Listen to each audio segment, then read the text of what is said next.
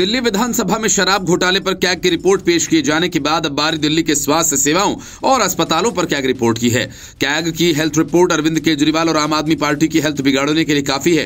ये रिपोर्ट सरकारी अस्पतालों और स्वास्थ्य सेवाओं 2024 की स्थिति पर आधारित है, जिसमें यह बताया गया कि डॉक्टर है तो आईसीयू नहीं, आईसीयू है तो एम्बुलेंस नहीं, एम्बुलेंस है तो बेड नहीं, अस्पताल है तो दवा नहीं, कहीं पीने का पानी नहीं, कहीं शौचालय साफ नहीं, कहीं जांच की मशीनें ही गायब हैं, कहीं ब्लड बैंक नहीं तो कहीं मुर्दा घर। मतलब पूरी व्यवस्था ही चौपट है, जिसे वर्ल्ड क्लास हेल्थ मॉडल बताकर केजरीवाल पूरे देश में वोट मांगते फिरते थे।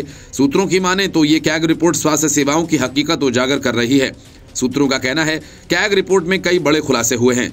दिल्ली में स्वास्थ्य सेवाओं की बदहाल स्थिति का पूरा ब्यौरा दिया गया। कैग रिपोर्ट की माने तो दिल्ली के अस्पतालों में बिस्तरों की भारी कमी है। साथ ही कोविड के दौरान जितने भी पैसे मिले थे उतने खर्च भी नहीं हुए। साथ ही अस्पतालों में मेडिकल स्टाफ की भारी कमी का भी जिक्र किया गया है। इतना ही नहीं, इसमें साफ साफ कहा गया कि मोहल्ला क्लिनिक आने वाले मरीजों को देखने के लिए डॉक्टर 1 मिनट से ज्यादा वक्त नहीं देते। कैग रिपोर्ट में मोहल्ला क्लिनिक, आयुष डिस्पेंसरी और कोविड-19 के दौरान हुई गड़बड़ियों का खुलासा हुआ। ये रिपोर्ट 31 मार्च 2023 तक की है और 24 दिसंबर 2024 को दिल्ली सरकार को सौंपी गई।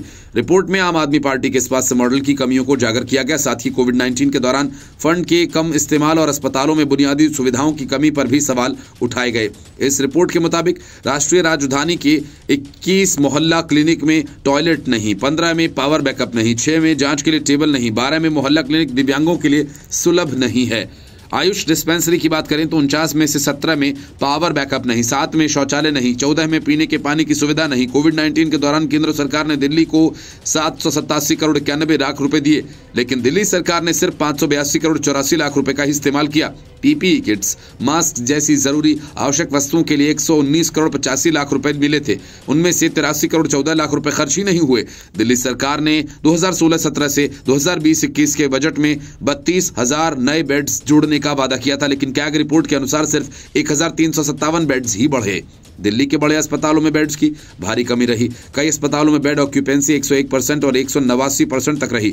इसका मतलब एक बेड पर एक से ज्यादा मरीजों को रखा गया, मरीजों को फर्श पर लिटाया गया। स्वास्थ्य कर्मचारियों की भी भारी कमी है।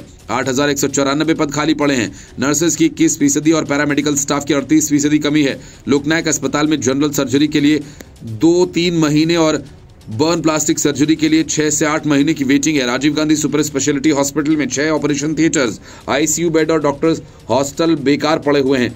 जनकपुरी सुपर स्पेशलिटी हॉस्पिटल में 7 मॉड्यूलर ऑपरेशन थिएटर हैं।